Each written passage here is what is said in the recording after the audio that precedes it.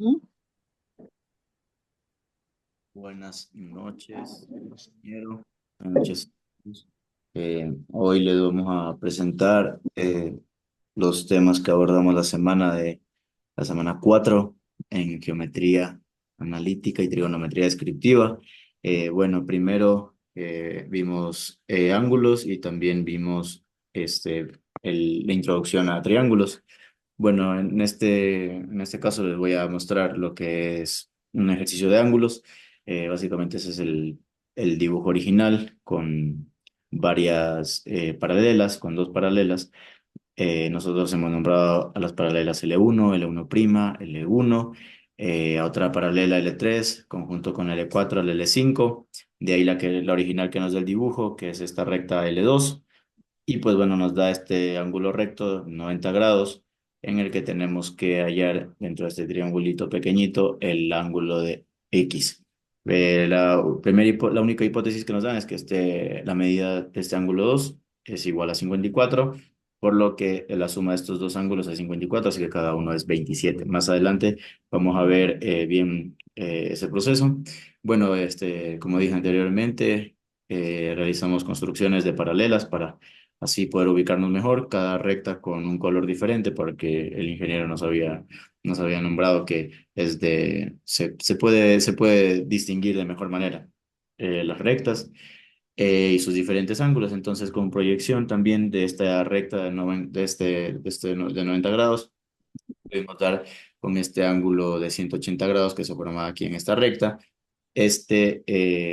Incluía este ángulo recto, este ángulo de media 3, el ángulo media X, y con la hipótesis de que el ángulo de la medida 2 era 54, pues dividiéndole para 2 era 27, y ya no nos quedó más que simplemente sustituir, despejar y dar con el resultado de que la medida de X era 63 grados.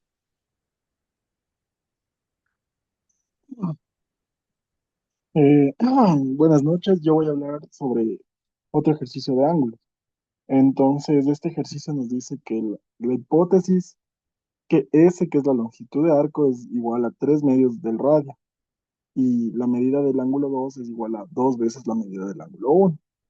Entonces, la tesis nos pide encontrar la medida del ángulo uno y la medida del ángulo 2. Entonces, resolviendo el ejercicio, podemos decir que M2 es igual a 2 medidas del ángulo uno, L1 siendo paralela a L2. Por lo tanto, S, la longitud de arco, es igual a M1 más M2. Pero sabemos que la medida del ángulo 2 es igual a la medida del ángulo uno. Por lo tanto, tenemos que la longitud de arco S es igual a 3 veces la medida del ángulo uno.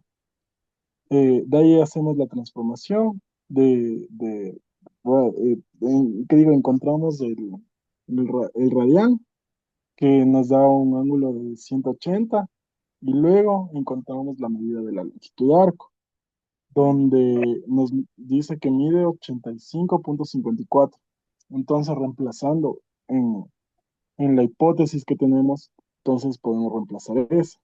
Y por lo tanto, los 85,54 sería igual a 3 veces la medida del ángulo uno. Por lo tanto, encontramos la medida del ángulo uno, que mide 28,64. Igual por hipótesis, encontramos la medida del ángulo 2, que nos dice que es 2 veces la medida del ángulo uno. Por lo tanto, la medida del ángulo 2 sería 57,28. Muy bien, ahora visto esto, nos vamos a centrar un poquito más en el tema que hemos visto esta semana, que básicamente es el tema de triángulos, pero debemos saber qué es primero. Nos dice que es una figura geométrica plana delimitada por tres lados rectos y tres ángulos internos. Dice que esta es la forma más simple en la que nosotros podemos delimitar las líneas rectas. Y nos dice que uno de estos triángulos tiene tres vértices donde se unen sus lados y sus tres ángulos internos. Sabiendo esto, ahora nosotros vamos a hablar sobre los tipos de triángulos que existen. Tenemos por sus lados y por sus ángulos. Primero, el por sus lados. Tenemos al equilátero, que nos dice que todos sus lados son de la misma longitud y por consecuencia todos sus ángulos van a tener la misma longitud. Este es el único triángulo simétrico en todos sus aspectos, es decir, que va a ser igual. Ahora vamos con el isósceles. Este nos dice que dos de sus lados son iguales y uno es diferente. Entonces, por consecuencia, nosotros sabemos que va a tener dos ángulos iguales y un ángulo interno diferente. Y nos dice que este triángulo tiene simetría en uno de sus ejes. Como siguiente, nosotros tenemos al escaleno, que nos dice que ninguno de sus lados son iguales. Entonces, por consecuencia, sus tres ángulos internos van a ser de diferentes medidas. Ahora, sabiendo esto, nosotros vamos con los tipos de triángulos según sus ángulos. El acutángulo nos dice que todos sus ángulos son menores de 90 grados. Un ejemplo típico, nosotros tenemos al triángulo equilátero, que también es un acutángulo, porque todos sus ángulos miden menos de 90 grados. Después de esto, nosotros tenemos el triángulo rectángulo, que básicamente forma un ángulo de 90 grados y nos dice que este triángulo es fundamental en la trigonometría, principalmente para resolver problemas con el teorema de Pitágoras. Y por último, nosotros tenemos al obtusángulo, que nos dice que tiene un ángulo mayor a 90 grados, lo que implica que los otros dos ángulos deben ser menor de 90 grados. Y aquí nosotros vemos que en este tipo de triángulo solo puede haber un ángulo superior a 90 grados, que sería el ángulo llano.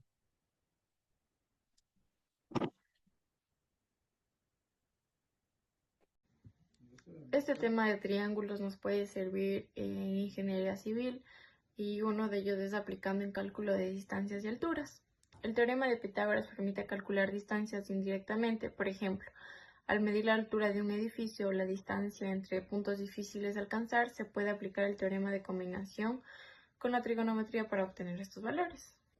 Hablando del teorema de Pitágoras, nos dice que este teorema aplica para triángulos rectángulos en donde uno de sus ángulos es de 90 grados, este de aquí, y establece que a elevado al cuadrado más b elevado al cuadrado me va a dar c elevado al cuadrado, en donde c es la hipotenusa, el lado más largo frente al ángulo recto, y a y b son los catetos, los otros dos lados del triángulo.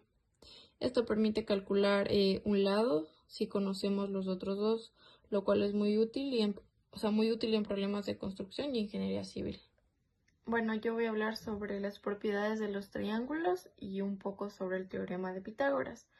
Como primera propiedad tenemos la suma de los ángulos internos. Nos quiere decir que en cualquier triángulo la suma de los ángulos internos siempre nos debe dar 180 grados.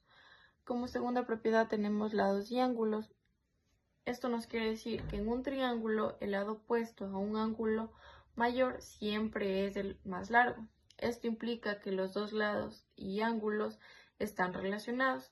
Cuanto mayor es el ángulo, más largo es el lado opuesto. Como tercera propiedad tenemos la desigualdad triangular, que nos quiere decir que es la suma de las dos longitudes de los dos lados de un triángulo. Siempre es mayor que la longitud del tercer lado. Esto asegura que la longitud de los dos lados formen un triángulo válido.